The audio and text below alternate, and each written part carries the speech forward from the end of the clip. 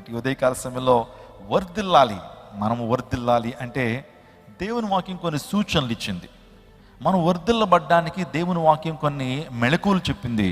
అవి నేను త్వరగా మీతో మాట్లాడి మీ కొరకు ప్రార్థన చేయడానికి నేను ఇష్టపడుతున్నాను. లూకాసు వార్త 2వ అధ్యాయం 52వ వచనం. యేసు జ్ఞానమందును వయసునందును దేవుని దయందును మనుషుల దయందును వర్ధిల్లుచుండెను. యేసుక్రీస్తు ప్రభు గురించి రాయబడినటువంటి మాటలు ఆయన చిన్న వయసులో ఉన్నప్పుడు, అంటే ఆయన చైల్డ్హుడ్లో ఉన్నప్పుడు ఆయన ఎలా జీవించాడు అని ఆలోచన చేస్తే, యేసు జ్ఞానమందు వయసునందు దేవుని దయందును మనుషుల దయందును వర్ధిల్లును. Jesus increased in wisdom and stature and in favour with God and man అనే మాట దేవుని వాక్యంలో మనం చూస్తున్నాం. చూడండి, యేసుక్రీస్తు ప్రభు వారు వర్ధిల్లాడు.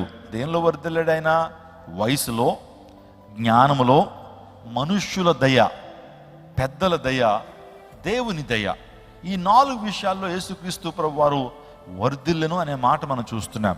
అదే రీతిగా 3వ యోహాను పత్రిక 2వ వచనం చదువుకుందాం. ప్రియుడా నీ ఆత్మ వర్ధిల్లుచున్న ప్రకారము నువ్వు అన్ని విషయములలోను వర్ధిల్లుచు సౌఖ్యముగా ఉండవలనని ప్రార్థించుచున్నాను. ఇక్కడ యోహాను సంఘంలో ఉన్నటువంటి ఒక వ్యక్తికి, ప్రముఖమైన వ్యక్తికి, గాయకు ఉత్తరాన్ని రాస్తూ, ప్రియుడా నీ ఆత్మ వర్ధిల్లుచున్న ప్రకారము నువ్వు అన్ని విషయాల్లో వర్ధిల్లుచు సౌఖ్యముగా ఉండవాలని దేవుడు కోరుతున్నాడయ్యా అని దైవజనుడు ఈ విషయాన్ని చెప్తున్నాడు. నా కోరిక, దైవజనుడిగా, మీ కాపరిగా నా కోరిక ఏంటంటే మీరందరూ కూడా వర్ధిల్లాలి, ఆత్మలో వర్ధిల్లాలి, మీరు సామాజికంగా వర్ధిల్లాలి, వయసులో వర్ధిల్లాలి, జ్ఞానంలో వర్ధిల్లాలి, దేవుని దయందు వర్ధిల్లాలి, ప్రేమలో వర్ధిల్లాలి, ఆత్మ ఫలములు ఫలించడంలో వర్ధిల్లాలి. ఎప్పుడు ఒక దైవజనుడికి సంతోషం అనంటే సంఘము వాక్యములో ఎదుగుతున్నప్పుడు, ప్రేమలో ఎదుగుతున్నప్పుడు, కృపలో ఎదుగుతున్నప్పుడు, ఆత్మ ఫలములు ఫలించడంలో ఎదుగుటంలో, విశ్వాసములో ఎదిగేటువంటి అనుభవం ఉన్నప్పుడు, ఉపదేశములో మనం ఎదగాలి. ఒక దైవజనుడు అమెరికాలో అద్భుతమైన పరిచయం చేస్తున్నప్పుడు ఒక వ్యక్తి వేరే దేశం నుంచి ఆ సంఘానికి వెళ్ళి, దైవజనుడా మీ సంఘంలో ఎంతమంది బోధిస్తారు అని అన్నాడట. మీ సంఘంలో ఎంతమంది బోధించగలిగినటువంటి ఆ వాక్య జ్ఞానం ఉంది అని అంటే, మా సంఘంలో 300 మంది బోధించగలరు అన్నాడట. అబ్బా, 300 మంది బోధకులు ఉన్నారా? మీ సంఘంలో ఎంతమంది సువార్థికులు ఉన్నారు అన్నాడట. ఎంతమంది రోడ్ల కూడల్లో నిలబడి యేసే నిజదేవుడు, యేసే లోకరక్షకుడు, ఆయన ద్వారా మాత్రమే ఒక వ్యక్తి నిత్య జీవాన్ని పొందుకుంటాడు అని ధైర్యంగా సువార్త బోధించేటువంటి సువార్థికులు ఎంతమంది ఉన్నారో అన్నాడట. 300 మంది ఉన్నారయ్యా అన్నాడట. చాలా సంతోషం అన్నాడట. ప్రార్థనా పరులు ఎంతమంది ఉన్నారు అనంటే అప్పుడు చెప్పాడట 300 మంది అన్నాడట. ఏంటి, దీనికి ఏమన్నా 300 మంది ఏమన్నా మ్యాజిక్ ఫిగర్ అయినా అనుకుంటున్నాడు ఆయన. చివరికి ఒక ప్రశ్న అడిగాడట, మీ సంఘంలో ఇంతకీ ఎంతమంది సభ్యులు ఉన్నారన్నాడట. అంటే 300 మంది ప్రార్థనా పరులు ఉన్నారన్నారు, 300 మంది స్వార్థికులు ఉన్నారన్నారు, 300 మంది బోధించేటువంటి వారు ఉన్నారన్నారు.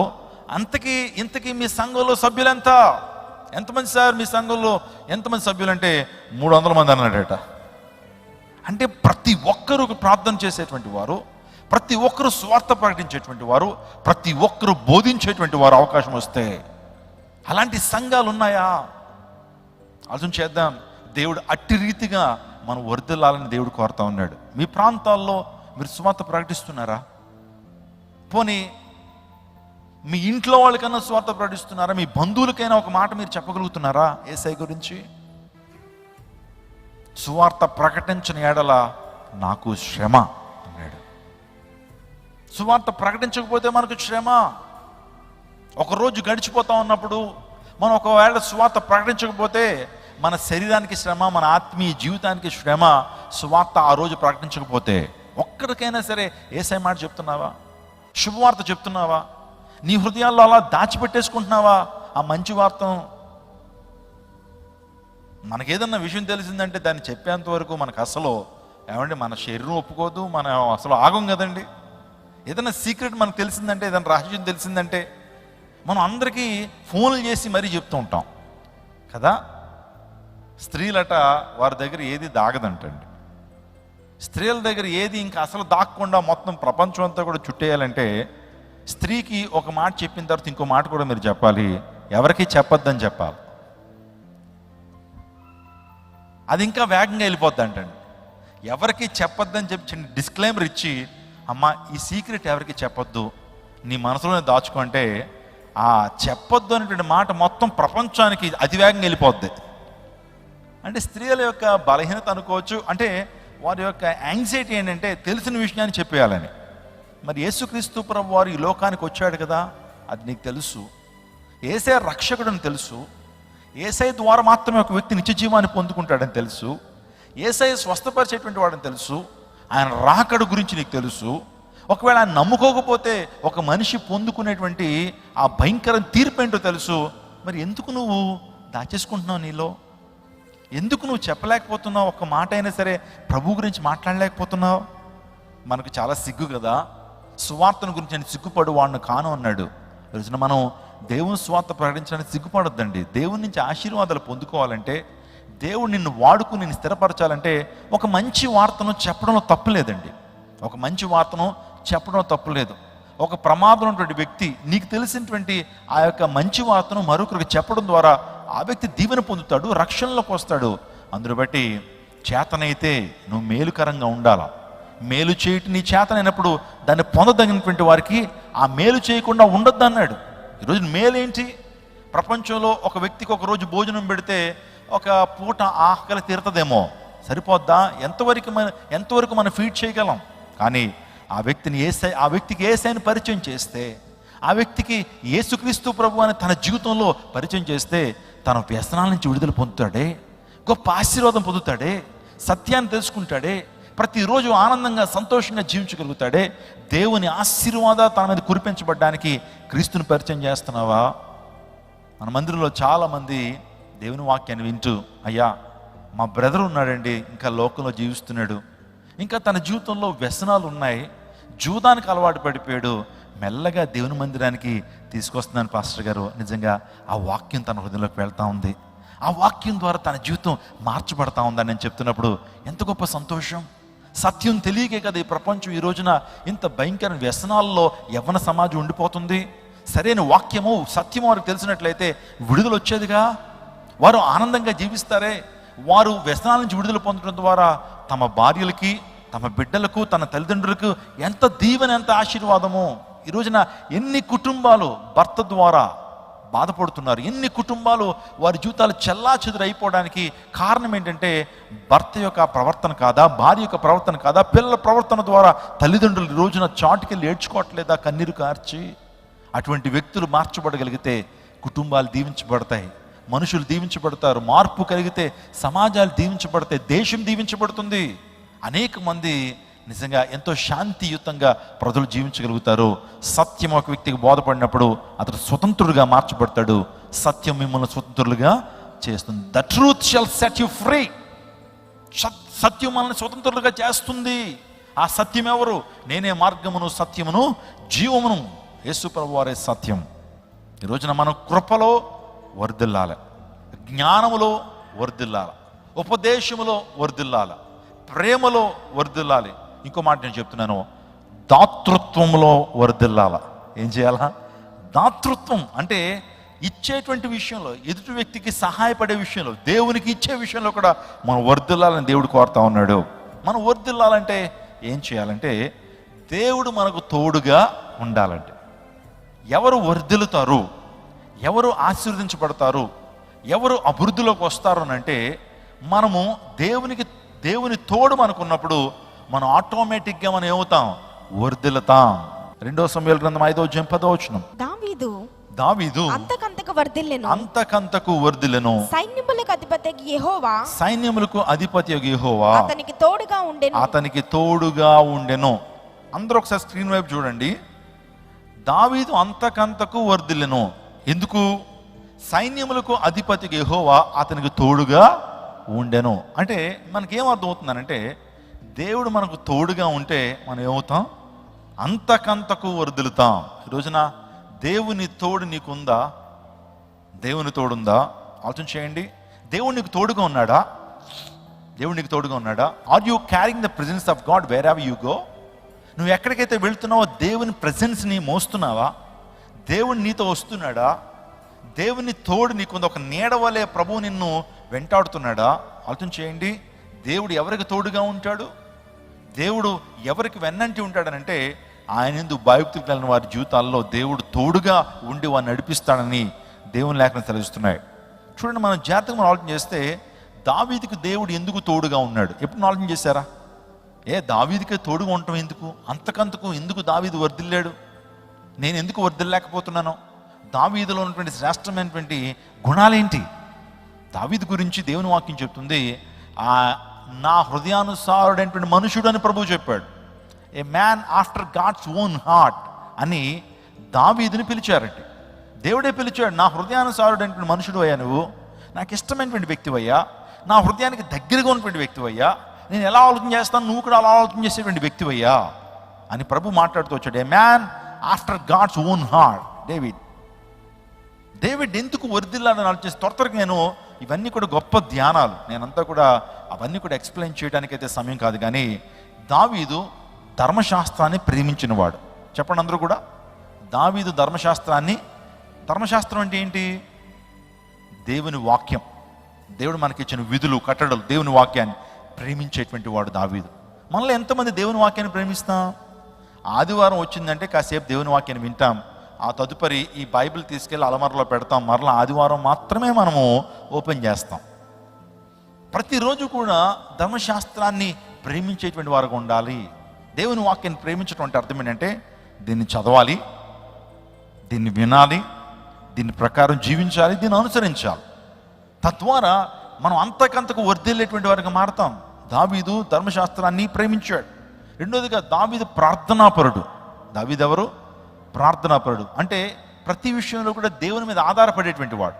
సమస్య రాగానే ప్రభు పాదాల దగ్గరికి వెళ్ళి ఆ సమస్యను ప్రభుతో చెప్పుకునేటువంటి వాడు ప్రార్థనాపరుడు.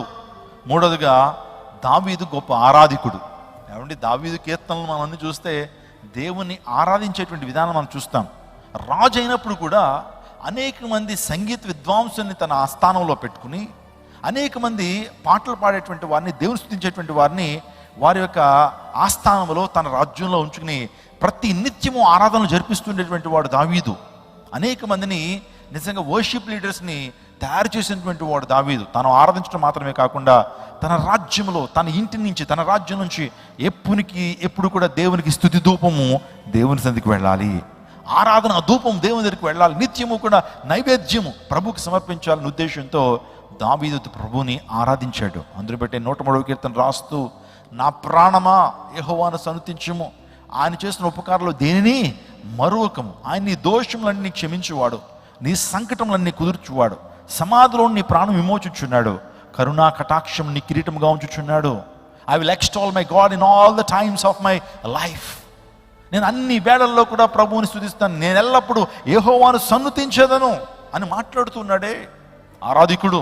ఇంకో మాట నేను చెప్తున్నాను, దావీదులో ఇంకో శ్రేష్టమైనటువంటి లక్షణం ఏంటంటే ఐక్యతను ప్రేమించాడండి. సహోదరులు ఐక్యత కలిగి ఉండుట ఎంత మేలు, ఎంత మనోహరము. అవును, మనం ఎప్పుడు కూడా ఐక్యతను కోరుకోవాలి, సమాధానాన్ని కోరుకోవాలి.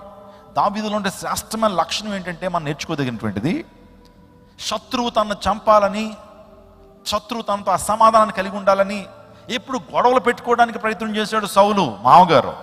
కానీ దావీదు ఎప్పుడు కూడా సమాధానాన్ని కోరుకున్నాడండి.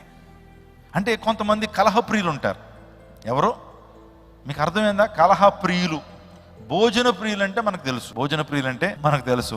మరి కలహప్రియులు అంటే ఎవరండి? కలహప్రియులు అంటే వారు కలహాన్ని పెట్టుకోవడానికి ఎప్పుడు కూడా ఇష్టపడేటువంటి వారు. ఆ రోజు భర్తతో గొడవ లేకపోతే ఆమెకి సరిగ్గా నిద్ర పట్టదు, ఆ రోజు భార్యతో గొడవ పెట్టుకోకపోతే ఆయనకి నిద్ర పట్టదు. ఇలాంటి వారే కలహప్రియులు. ఖాళీగా కూర్చుని భర్తతో గొడవ పెట్టుకుంటారు చిన్న చిన్న కారణాలకి. వారికి అది ఇష్టం, కలహాన్ని పెట్టుకోవడం ఇష్టం. కూర్చుంటారు అలా రోడ్డు మీద, అరుగు మీద కూర్చుంటారు. ఎవరో ఒక సహోదరు అలా వెళ్తూ ఉంటుంది. ఈమె కుదురుగా లేకుండా చూడరా కోడిపెట్ట ఎంత వయ్యారంగా నడుస్తుంది, అంటే ఆవిడని దేవునితో పోల్చింది, కోడిపేటతో పోల్చింది. అది వింటది ఆవిడ. ఎలా ఉందో ఒళ్ళు అంటది, నిన్న అంటది. గొడవ ప్రారంభించబడుతుంది. మళ్ళీ ఆ ఇద్దరు కూడా గంట 2 గంటలు గొడవ ఆడుకున్న తర్వాత హ్యాపీగా ఇంట్లోకి వచ్చేద్ది. ఎందుకంటే 2 గంటలు ఆమెకి కలహం దొరికింది. అంటే ఇలాంటి వారు ఉంటారండి, కారణం లేకుండా గొడవ పెట్టుకుంటా ఉంటారు. కలహ ప్రియులు. సౌలు లాంటి వాడే. ఒరే బాబు, నీ జోలికి రానరా, నన్ను ఇలా వదిలేసే అంటున్నా సరే కలహాన్ని పెట్టుకునేటువంటి వాడు సౌలు. కలహం పెట్టుకున్నటువంటి సౌలు అంతకంతకు నిరసిల్లిపోయాడు.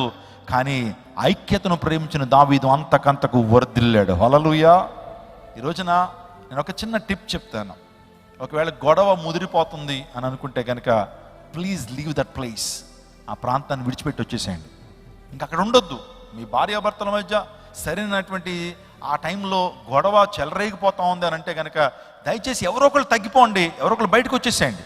ఆ కలహాన్ని ఏం చేయొద్దు, పెంచొద్దు. మాటలు యుద్ధం ప్రారంభించబడిన తర్వాత ఎటువంటి మాటలు నోట్లోంచి వస్తాయో తెలియదు, అవి హర్ట్ చేస్తాయి. ఇద్దరు కూడా మాట్లాడుకుంటున్నప్పుడు కొన్ని సందర్భాల్లో మాటలు చాలా ఎక్స్ట్రీమ్స్కి వెళ్ళిపోతా ఉన్నప్పుడు తర్వాత ఆ మాటలు గుర్తు తెచ్చుకుంటున్నప్పుడు చాలా బాధ కలుగు చేస్తాయి. అందరు బట్టి ఆ యొక్క గొడవ వచ్చినప్పుడు కానీ కలహము కనుక రేపబడుతున్నప్పుడు దయచేసి ఒకరు తగ్గిపోండి, బయటకు వచ్చేసేయండి. నేను ఇంకో మాట చెప్తాను, అలా కలహం కావాలని లేకపోతే కలహం రేపబడుతున్నప్పుడు దయచేసి మోకరించి ప్రార్థన చేసేయండి. కోపం వస్తున్నా సరే ఒక చిన్న టిప్ ఏంటంటే కళ్ళు మూసి ప్రార్థన చేసేసేయండి. లేకపోతే నీ గదిలోకి వచ్చి దేవుని వాక్యం చదువుకుని ప్రార్థన చేయండి.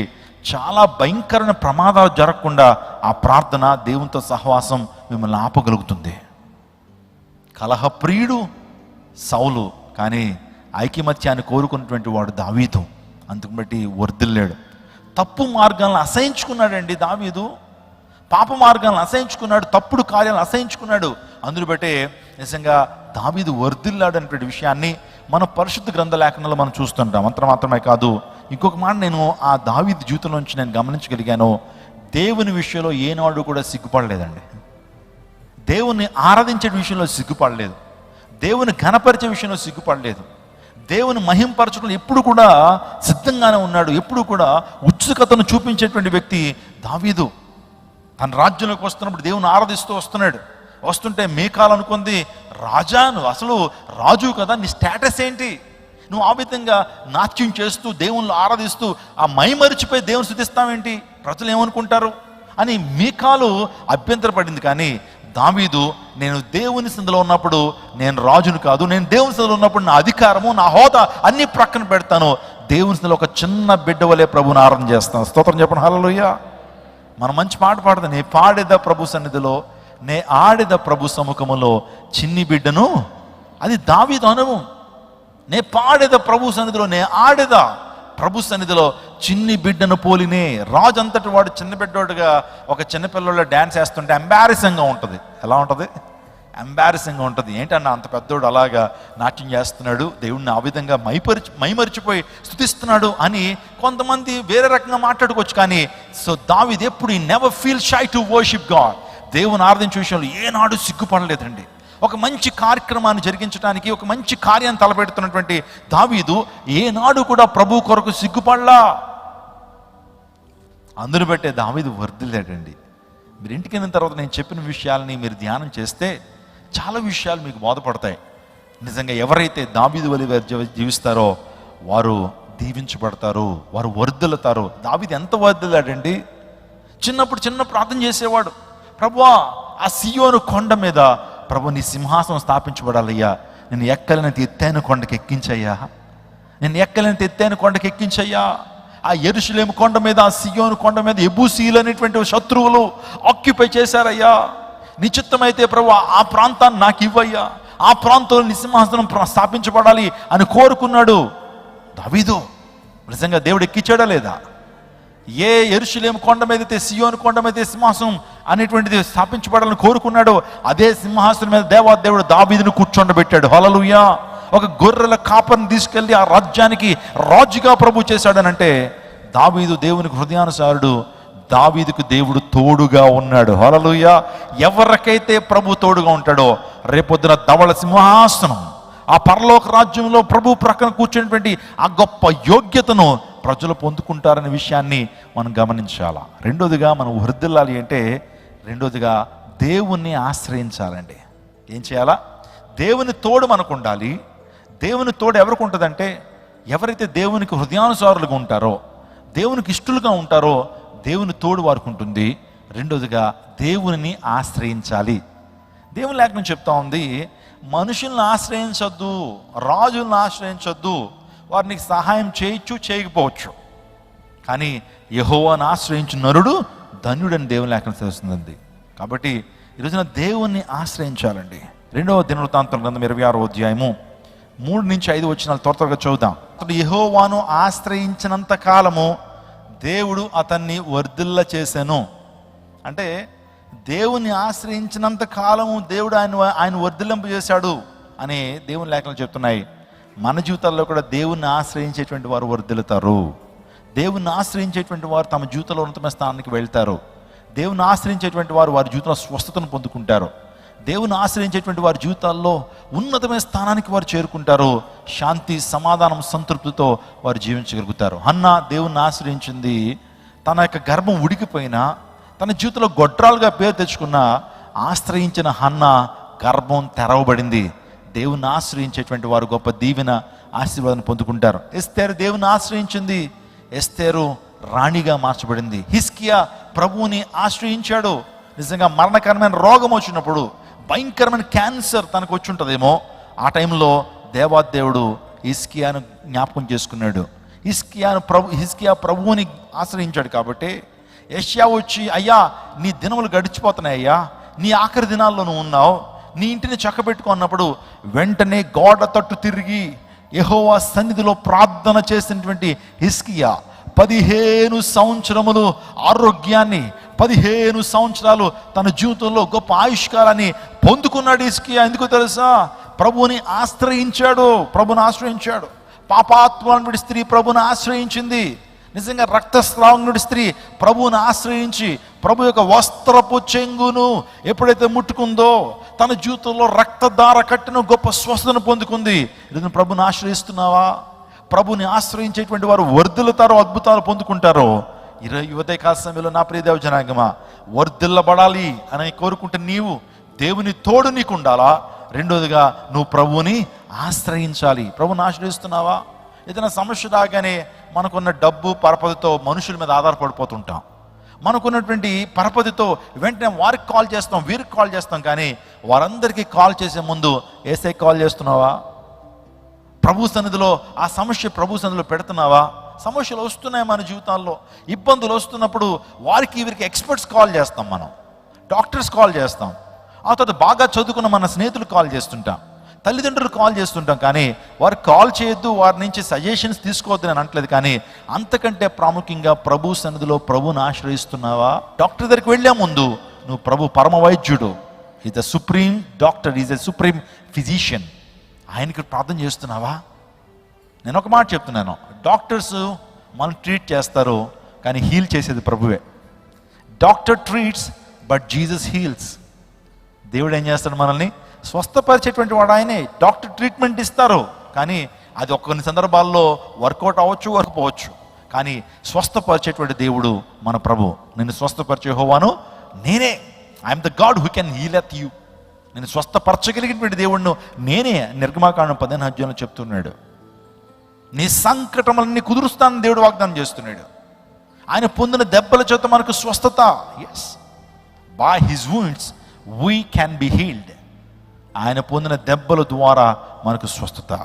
దేవుని ఆశ్రయించాలి. మూడోదిగా మనం వర్ధిల్లాలి అని అంటే నీతిని కలిగి జీవించాలండి. ఏంటి? నీతి. చాలామంది అంటారు, నీకు నీతి జాతి లేదేంట్రా అంటారు గొడవలప్పుడు. అంటే దాని అర్థం ఏంటి? ఎరా నీకు నీతి జాతి లేదా అంటారు. ఎప్పుడు విన్నారండి ఇది? ఎక్కువ గొడవల్లో ఈ మాట పలుకుతూ ఉంటారు. అంటే దాని అర్థం ఏంటంటే నీతి కలిగినోడే జాతి కలిగినోడు అని అర్థం. ఏంటది? మా జాతి ఏమనుకుంటున్నావు, మా కులం ఏమనుకుంటున్నావు, మా గోత్రం ఏమనుకుంటున్నావు, మా పుట్టుపూర్వోత్తరాలు ఏమనుకుంటున్నావు అని మాట్లాడుతుంటారు. నీకు ఎన్నుంటే ఏంటి? నీతి లేకపోతే నీకు ఎన్నున్నా శూన్యమే. ఒక వ్యక్తి లోకానంతా సంపాదించుకుని తన ఆత్మను పోగొట్టుకుంటే ఏమి ప్రయోజనం అన్నాడు. అలెగ్జాండర్ ది గ్రేట్ ఉన్నాడండి.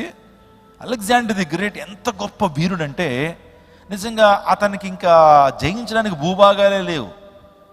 ఒకరోజు ఎలా అంటున్నాడు గర్వంతో విర్రవీగిపోతూ, నేను జయించడానికి ఇంక భూభాగాలే లేవా, దేవలోకానికి నిచ్చునుంటే బాగుండు, ఆ నిచ్చుని వేసుకెళ్ళిపోయి దేవలోకాన్ని కూడా జయించేసేటువంటి వాడు అన్నాడు.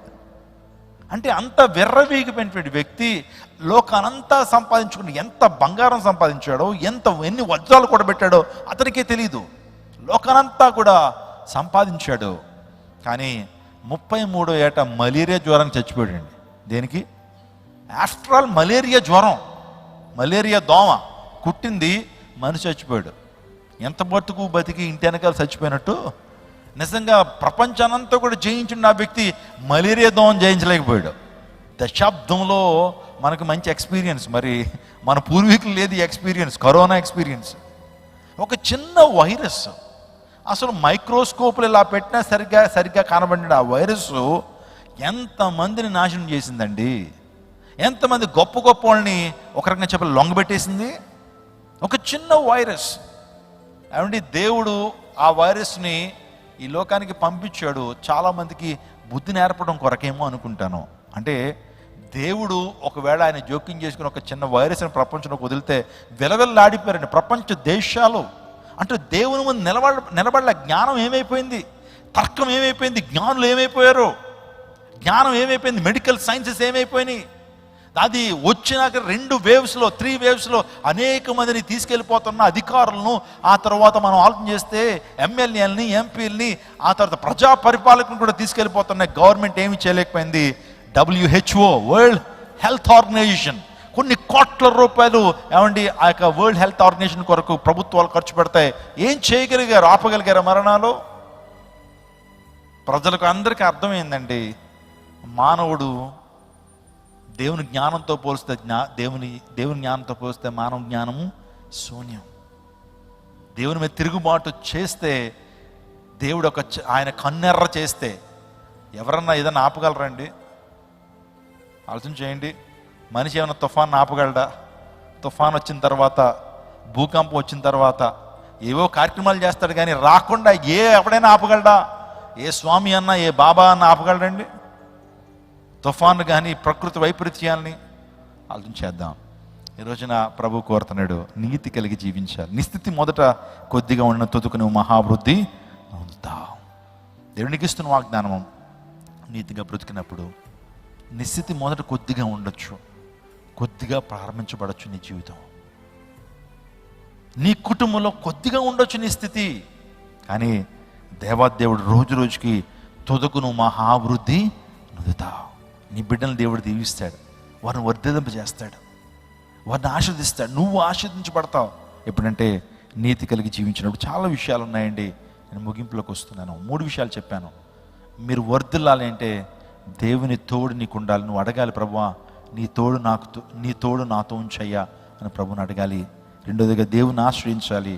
3వదిగా నీతి కలిగి ఉండాలి. ఇంకో మాట చెప్తున్నాను, దేవుని మందిరంలో నీ దేవుని పని హృదయపూర్వకంగా చేయాలండి. ఏం చేయాలా? మనందరం కూడా దేవుని పని చేయాలి. ఈ మాటను నేను చెప్పడానికి ఇష్టపడుతున్నాను.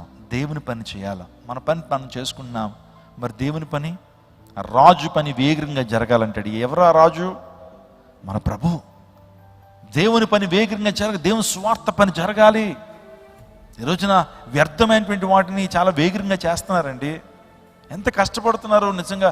లోకంలో భయంకరమైన పాపాన్ని విస్తరింప చేయడం కొరకు, అనేకమంది హృదయాలను కలవరపరచడం కొరకు అనేకమైనటువంటి కార్యక్రమాలు ఎంత వేగంగా జరుగుతున్నాయి. సినిమా యాక్టర్లు ఖాళీగా ఉంటున్నారండి. ఇంతకీ వారు చేసేది ఏంటి? ఆ సినిమాలు తీయడం ద్వారా, ఆ సినిమాను టెలికాస్ట్ చేయడం ద్వారా ఒక్కరైనా దేవుని పొందుతారా? మీరు చెప్పండి. ఆధ్యాత్మికంగా ఒక్కరైనా సినిమా చూసి అయ్యా ఈ మంచిని మేము తెలుసుకున్నామని ఎవరైనా చెప్పగలరా? యవనస్తులు అందులో చూస్తున్న దృశ్యాలు కావచ్చు, అందులో చూస్తున్న పాటలు కావచ్చు, అందులో వేయబడుతున్న ఆ యొక్క వైలెన్స్, భయంకరమైన వైలెన్స్ అండి. రోజున రక్తపాతం కనబడతా ఉంది. భయంకరమైనటువంటి వివాహం కాకముందే జారతో పాపం సినిమాల్లో కనబడుతుంది. అవి చూసి కాదా యవనస్తులు చెడిపోతుంది. నేను పామర్ అనే ప్రాంతానికి వెళ్ళానండి. ఒక ఫెనరల్ చేయడానికి వెళ్ళాను. వెళ్ళిన తర్వాత వస్తా ఉన్నప్పుడు ఒక పోస్టర్ చూశాను. ఆ సినిమా యాక్టర్ చాలా స్టైల్గా సిగరెట్ కాలుస్తున్నాడండి. ఒక సినిమా యాక్టరు, చాలా పాపులర్ మూవీ యాక్టరు, పెద్ద కటౌట్ వేశారు. ఆ కటౌట్లో చాలా స్టైల్గా ఆయన సిగరెట్ ఇలా తాగుతున్నాడు, దాన్ని పెట్టారు. యవ్వన కాలంలో మెచ్యూరిటీ లేనిటువంటి వారు ఆ వ్యక్తిని చూసి అభిమానించేటువంటి వారందరూ రేపొద్దు నుంచి అదే సిగరెట్ అదే విధానంలో పట్టుకుని కాల్చరా? ఆ సిగరెట్తో ప్రారంభించినటువంటి ఆ వ్యసనము డ్రగ్స్ దాకా వెళ్ళట్లేదా? లోకంలో ఎవరు ఖాళీగా ఉండట్లేదు, పాపాన్ని విస్తరింప చేస్తున్నారు, వీడియోలు చేస్తూనే ఉన్నారు. నిజంగా మనుషుల్ని పాడు చేయడానికి అనేకమైన భయంకరమైనటువంటి పరిశ్రమలు పనిచేస్తూ ఉన్నాయి. మరి దేవుని పని చేయడానికి, దేవుని స్వార్థ పని చేయడానికి నువ్వు నేను ఎందుకు ఖాళీగా ఉండాలి? నువ్వు నేను ఎందుకు సమయాన్ని వృధా చేయాలి? సమయం అనక అసమయం అనక స్వార్థ ప్రకటించొద్దా? ఒక్కరు నేను అగ్నిలోంచి రాగద్దా? అగ్నిలోంచి లాగినట్టు కొంతమంది నీ ప్రక్కన ఉన్నటువంటి వారు వెళ్ళి అగ్నిలోకి వెళ్ళి పడిపోతుంటే వారిని లాగేటువంటి బాధ్యత నీ మీద నా మీద లేదా?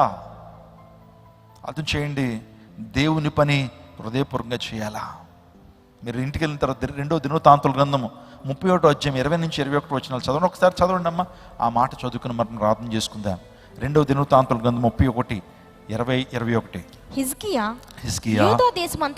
యూదా దేశమంతటను ఇలాగు జరిగించి తన దేవుడైన యెహోవా దృష్టికి అనుకూలముగాను యథార్థముగాను నమ్మకముగాను పని చేయుచు వచ్చెను. తన దేవుని ఆశ్రయించుటకై దేవుని మందిర సేవ విషయమందేమి ధర్మశాస్త్ర విషయమందేమి ధర్మమంతటి విషయమందేమి తాను ఆరంభించిన ప్రతి పని అతడు హృదయపూర్వకంగా జరిగించి వర్ధిల్లెను. ఇక్కడ దేవుని సేవ విషయం అందేమి, ధర్మశాస్త్ర విషయం అందేమి, ప్రతి పని అతడు హృదయపూర్వకంగా జరిగించి, చెప్పండి, ప్రతి పనిని హృదయపూర్వకంగా జరిగించి, చివరి మాట అందరూ చదవండి స్క్రీన్లో, వర్ధిల్లెను.